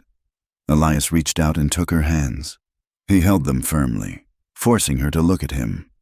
"Worth isn't something men can steal. Elena," he said. "They stole your time, they stole your safety, but they didn't touch who you are. I saw you in that chair today. I saw a woman who looked the devil in the eye and didn't blink. That is not a ruined woman. That is a queen." She looked at him, tears spilling over her lashes. She saw the truth in his face. He wasn't trying to fix her. He was seeing her. "Elias," she breathed. The danger outside, the men waiting in the dark, the court hearing tomorrow, the uncertainty of survival, stripped away the last of their defenses. The fear of death clarified the need for life. "Stay close," she whispered. "Please, don't go to the other side of the room tonight." "I'm here," he said. "Closer," she said. She leaned forward, her forehead resting against his. Their breath mingled. She moved her hands up his arms, feeling the solid muscle, the warmth of him. She needed to know that her body was capable of something other than pain. She needed to rewrite the map of her own skin. "I want you," she said. The admission was terrifying and liberating. "Not because I have to, because I choose to." Elias kissed her. It was slow, a question asked and answered in the dark. He laid her back on the blankets. He touched her with a restraint that bordered on reverence, letting her set the pace, letting her guide his hands. When the passion rose, fierce and sudden, she buried her face in the curve of his neck. She felt the urge, the old instinct to fight, to mark, but it changed. She opened her mouth and bit him, right where the neck met the shoulder. But she didn't break the skin. She didn't clamp down to hurt. It was a graze, a pressure, a claiming. It was her saying, "I am here. I am alive. I have teeth, and I am choosing not to use them for war." Elias gasped, understanding the language. He held her tighter, anchoring her to the earth. "I have you," he whispered. "I have you." In the morning, they walked to the town hall for the hearing. It was a makeshift courtroom, a stage usually used for traveling theater troupes. Commissioner Eubanks sat behind a table, looking stern. The room was packed, miners, shopkeepers, and the curious filled the benches. Reed sat at the front table with Elena and Elias.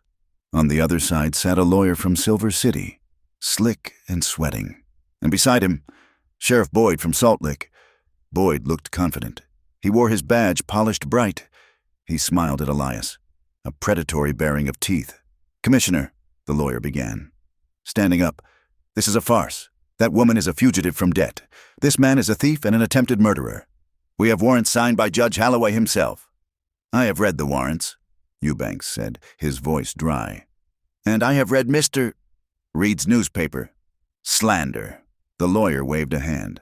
"Lies from a hysterical woman. Let her speak," someone in the crowd shouted. "Order." Eubanks banged a gavel. "We demand custody," the lawyer said. "The law is clear. Indenture is a binding contract." The contract was satisfied. Elias stood up, his voice ringing out. "I paid the debt to a savage." Boyd sneered. "Who stole the paper?" "I am right here," Chateau said, stepping out from the shadows near the door. The crowd murmured. An Apache in a courtroom was unheard of. "He lies too," Boyd said, his hand drifting to his gun belt. "The testimony is irrelevant," the lawyer said. "The woman is property of the bondholder until released by the court. The court has not released her. Sheriff, take her into custody." Boyd stood up. He pulled a pair of iron cuffs from his belt. "Come here, girl. The fun's over." He stepped toward the table. "No," Elias said. He stepped between Boyd and Elena. "Move, Thorne, or I'll shoot you where you stand," Boyd said. "You have no authority here." Eubanks shouted. "Sheriff, sit down! Judge Holloway is the authority." Boyd yelled. "And he says she comes back." Boyd didn't reach for Elena. He reached for his gun. The room exploded into chaos. "Gun!" someone screamed. Elias shoved Elena down behind the heavy oak table just as Boyd fired. The bullet splintered the wood where her head had been. Elias didn't have his rifle. He had been forced to leave it at the door. He lunged at Boyd. But Boyd's deputy, a man in the front row, stood up and leveled a shotgun at Elias. "Back off!" the deputy shouted. Suddenly, the lawyer, the slick man in the suit, was grabbed from behind. Elena had scrambled under the table. She popped up behind the lawyer, grabbing him around the neck. Using him as a shield, she had the dull paring knife in her hand, the one she had carried for months. She pressed it to the lawyer's throat. "Drop the guns!" Elena screamed. Her voice was not a victim's voice. It was a command. The lawyer shrieked, "Don't shoot! She'll cut me!" Boyd hesitated, his gun trained on Elias. The deputy wavered. "I said drop them!" Elena yelled. She pressed the knife harder. A thin line of red appeared on the lawyer's collar. Marshal Cooper and his men burst through the doors, weapons drawn. "Drop 'em! Boyd! It's over!" Boyd looked at the marshal, looked at Elias, and looked at the woman holding the lawyer hostage. He realized the tide had turned. The town wasn't with him. The law wasn't with him. He snarled and raised his gun to shoot Elias anyway. A final act of spite. Crack! A single shot rang out from the balcony. Boyd jerked. He looked down at his chest, where a red blossom was spreading. He collapsed backward over the bench. Chateau lowered the smoking rifle he had smuggled in under his blanket. Panic erupted. The crowd surged for the exits. The deputy dropped the shotgun and threw his hands up. "I surrender! Don't shoot!" Elias scrambled over the table. He grabbed Elena, pulling her away from the terrified lawyer. "It's done!" he gasped, holding her. "It's done." Elena was breathing hard, the knife still clutched in her hand. She looked at Boyd's body. She looked at the lawyer cowering on the floor. She had not been the one to be saved this time. She had held the line. The aftermath was messy. Justice in the territory was never clean. Sheriff Boyd was dead. The lawyer was arrested by Marshal Cooper. Judge Holloway was miles away, safe in his mansion for now, though his reputation was shattered, and the federal investigation that would follow would eventually unseat him. But the cost was there. A stray bullet from the scuffle had struck Josiah Reed in the leg. He sat in a chair, a tourniquet around his thigh, pale but grinning. "Great story," Reed wheezed. "Hell of a story." And outside, the sun was setting over the mountains. Elias and Elena stood in the street. A crowd had gathered again, but they were silent now. They had seen the violence. They had seen the truth. Commissioner Eubanks walked out, holding the bond paper, the original, which the lawyer had foolishly brought as evidence. "This document is invalid," Eubanks announced. "It is a forgery of justice." He handed it to Elias. Elias looked at the paper. It was dirty, creased, and stained with the grease of 100 hands. It was the symbol of everything that had tried to destroy them. He turned to Elena. He held the paper out to her. "It's yours," he said. Elena took it. Her hands were steady. She looked at the words indentured servant. She looked at the debt amount. "Do you have a match?" she asked. Elias struck a lucifer match on his boot heel and cupped the flame. Elena held the corner of the paper to the fire. It caught quickly, the dry paper curling into black ash. They watched it burn until it threatened to burn her fingers, and she let the last cinders drift away on the wind. "You are free to go, Miss," Eubanks said. "The law has no hold on you." Elena looked at the commissioner. Then she turned to Elias. The crowd watched. They expected her to leave. They expected the tragedy to end with separation, or with her fleeing to the safety of a convent or a city back east. Elias stood there, his hands at his sides. He would not ask. He would not demand. Elena stepped closer to him. She reached out and took his hand, interlacing her fingers with his. It was a public claim, a declaration. "I'm not going anywhere," she said, her voice clear enough for the street to hear. "My name is Elena Thorne, and I am going home." Elias squeezed her hand. His throat was tight, his eyes shining. "Let's go home," he said. They walked to their horses, mounted, and turned south, riding side by side out of the town, leaving the ashes of the bond behind them in the dust. The summer sun did not forgive. It hammered the San Augustine Basin with a relentless, white-hot malice, bleaching the bones of dead cattle and turning the mud of spring into concrete. The air hummed with the sound of cicadas and the dull, rhythmic rasp of a saw. Elias Thorne stood on the skeleton of what used to be his front porch. His shirt was soaked through, clinging to his back like a second skin. He was cutting a new beam from a piece of seasoned cedar, the sawdust coating his arms in a fine, fragrant powder. The ranch was scarred. Blackened scorch marks still licked up the stone chimney, and the smell of char sometimes rose from the earth when the wind shifted, but it was standing. Survival had shifted from the desperate sprint of the chase to the slow, aching labor of reconstruction. Elena came out of the temporary lean-to they were using as a kitchen. She carried a tin bucket of water and a ladle. She wore a simple calico dress she had sewn herself, the fabric faded but clean. Her hair was braided back, revealing the sharp line of her jaw and the faint, silvery scar on her cheek where a branch had whipped her during their flight in the mountains. She walked to the porch, her boots crunching on the gravel. She didn't flinch when Elias stopped sawing. She didn't scan the horizon for riders, not immediately. "At least, drink," she said, holding up the ladle. Elias took it, his hands rough and calloused. He drank deeply, the water cool and tasting of the tin. He wiped his mouth with his sleeve and looked at her. "The roof needs tar," he said, "before the rains come, if they ever come." "We need nails," Elena said. She looked at the half-finished wall. "And glass for the window. I won't live in the dark again." "We'll go to town tomorrow," Elias said. The mention of town hung in the air. Salt Lick was no longer a forbidden zone, but it was not a sanctuary. It was a place of uneasy truce. They rode in the next morning. The heat waves distorted the buildings, making the town look like a mirage that might dissolve. Sheriff Boyd was dead, buried in the rocky cemetery on the hill. His deputy, the one who had surrendered, had fled west. A new marshal, appointed by the territory, kept a strict, impersonal peace, but the people remained. As Elias and Elena tied their horses at the rail, the street quieted. It wasn't the silence of a lynch mob anymore. It was the silence of discomfort. They walked into Miller's general store. The bell chimed. Miller, the man who had once ordered them out at the point of a shotgun, was behind the counter. He looked up, his face tightening. "Elias," Miller said. He looked at Elena, then quickly looked at his ledger. "Mrs. Thorne." It was a lie. They hadn't married in a church, but it was a polite lie, a concession to the new order. "Miller," Elias said evenly. "Need 10 pounds of nails, and a pane of glass, 12 by 12. I have the glass?" Miller stammered. He moved stiffly. "It'll be $2.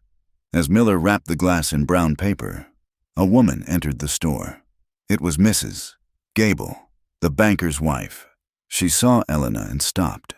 For a moment, the old disgust flared in her eyes, the look reserved for the savage woman who had lived in sin and violence. She pulled her skirts closer, as if Elena were contagious, but she didn't say anything. She simply turned her back and pretended to examine a bolt of lace. Elias's hand clenched on the counter. He wanted to shout. He wanted to force them to see her dignity. Elena touched his arm. Her touch was light, grounding. "Pay him." "Elias," she said softly. "We have work to do." They left the store. Outside, a few miners tipped their hats as they passed, men who respected grit more than morality. But others, the church deacons, the friends of the old sheriff, spat into the dust as they walked by. Healing, Elias realized, was not a flood that washed everything clean. It was a slow, uneven thing. It was a wound closing over grit. The ride back was quiet. When they reached the ranch, Elena went to the horse trough. She unpinned her braid, letting her dark hair fall loose. She plunged her head into the water, coming up gasping, shaking her hair like a wild thing, sending droplets flying into the sunlight. And then she laughed. It was a rusty, startled sound. She looked at Elias, surprised by herself. "It felt good," she said, wiping water from her eyes. "Just cold." Elias watched her, his chest aching with a love that felt too big for his ribs. He realized he had been holding his breath for months, waiting for the other shoe to drop, waiting for the tragedy to return. "You should do it again," he said, smiling. But the nights were still hard. Sometimes. Elias would wake to the sound of her gasping in the dark. The nightmares were less frequent, but they were vicious. She would thrash, fighting off invisible hands. He learned not to grab her. He learned to sit up, light the lamp, and speak her name until she came back from the dark. "I'm here," he would say. "The door is locked. You have the key." She would look at him, her eyes wide and unseeing, until the recognition clicked into place. Then she would curl into him, not for protection, but for the reassurance of his heartbeat. One evening in August, a rider appeared. It was Chato. The Apache trader had healed, though he walked with a slight limp now. He did not come to trade. He rode into the yard and sat on his horse, looking at the new beams of the porch. Elias walked out to meet him. "Light and hitch, Chato." "I cannot stay," Chato said. "I am moving north. The army is tightening the reservation lines again. It is time to be hard to find." Elena came out. She walked right up to the horse's flank. She looked up at the man who had brought her here, the man who had said, "She bites," as a warning and a blessing. "You are leaving," she said. "The wind changes," Chato said. He looked at her with a profound, quiet respect. "You have good color. Elena, you look like someone who owns her own skin." "I do," she said. "That is good." Chato gathered his reins. "Watch the southern road. Rancher, not everyone in Salt Lick is resigned to the peace." "Who?" Elias asked. Stepping forward, "Vance Boyd," Chato said. "The sheriff's cousin. He has been drinking in the mining camps. He says you stole his family's honor. He says blood requires blood." "Let him come," Elias said darkly. "He will," Chato said. "Be ready." Chato nodded once, turned his horse, and rode toward the mountains. He didn't look back. He was a part of the landscape, appearing when needed and vanishing when the season turned. The threat didn't arrive with thunder. It arrived with a quiet, creeping malice. 2 days later, Elias found the fence cut in the south pasture. The next day, the water in the trough smelled of kerosene. "He's playing with us," Elias said, standing by the fouled water. "He wants us afraid. He wants us to run." "I am done running," Elena said. She was cleaning her pistol on the porch. Her hands were steady. "If he wants a fight, we give him one." "He'll ambush us," Elias said. "He won't come to the door. He's a coward." "Then we make him come to us," Elena said. "We make ourselves the bait." Elias hated the plan. He wanted to hide her in the cellar. He wanted to send her to the fort, but he looked at her face, the set of her jaw, the fire in her eyes, and he knew he couldn't. To hide her was to insult her survival. They set the stage. They spent the day working conspicuously on the roof of the barn. Exposed, but they wore their guns. And they prepared the ground. Evening came, purple and bruised. The shadows stretched long across the yard. Elias went into the house to light the lamps, making sure his silhouette was visible in the window. Elena stayed in the barn loft, watching the tree line. It happened at dusk. A figure detached itself from the scrub oak near the creek. He moved low, a rifle in his hands. It was Vance Boyd, a heavy, thick-necked man fueled by whiskey and a twisted sense of vengeance. He crept toward the house, aiming for the lighted window where Elias sat. Elena watched him through the loft door. She breathed out, slow and steady. She didn't shoot him from ambush. That was his way. "Drop it!" she shouted, her voice ringing across the yard. Vance spun around. Startled, he fired blindly toward the barn. The bullet smacked into the wood a foot below Elena. Elias kicked the back door open and flanked him. "It's over! Vance!" Vance turned back to the house, swinging his rifle. He was trapped between them. "You killed my kin!" Vance screamed. "You dirty lover of savages!" He raised the rifle to shoot Elias. Elena fired. She didn't shoot to kill. She shot the ground in front of his feet, spraying him with dirt and gravel. It was a shepherd's shot, meant to turn a wolf. "The next one goes in your knee," she yelled. Vance hesitated. He looked at the barn, then at Elias, who was advancing with a shotgun leveled. The whiskey courage evaporated in the face of their coordinated defense. He realized he wasn't hunting victims. He was facing a pack. He dropped the rifle. He fell to his knees, sobbing in frustration and fear. "Just do it," he wept. "Just kill me." Elias walked up to him. He kicked the rifle away. He looked down at the man who represented the last tendril of the nightmare. The rage flared in Elias, the desire to end it, to wipe the slate clean with blood. He looked at Elena. She had climbed down from the loft and was walking across the yard. She held her pistol at her side. "We don't kill him," Elena said. "He poisoned the water." Elias growled. "And if we kill him in cold blood, we poison ourselves," she said. She stopped beside Elias. She looked at Vance with cold pity. "Tie him up. We'll take him to the marshal in the morning. Let him rot in a cell. That is worse than death for a man like him." Elias looked at her. He saw the wisdom in it. To kill him was to admit he was a threat. To jail him was to dismiss him as a nuisance. "Get up," Elias ordered, hauling Vance to his feet. They tied him in the root cellar. The threat was neutralized, not by savagery, but by the discipline of people who had fought too hard for their humanity to trade it away cheap. That night, the adrenaline faded into a deep, exhaustion-soaked quiet. Elias and Elena sat on the porch. The air was cooling. The crickets were singing. The violence was over, really over. Elena looked out at the dark shape of the mountains. "I didn't bite him," she said softly. Elias looked at her. "No, I used to bite because I had no voice," she said. "I bit because I wanted to live, and I didn't know how else to say it." She turned to him. "I don't need to bite anymore. I have a voice, and I have a gun." She smiled faintly. "And I have you." Elias reached into his pocket. He pulled out a folded document. It wasn't a bond. It was a deed. He had written to the county clerk 3 weeks ago, quietly, while she was sleeping. "I have something for you," he said. He handed it to her. She unfolded it in the light of the lantern. It was the deed to the ranch.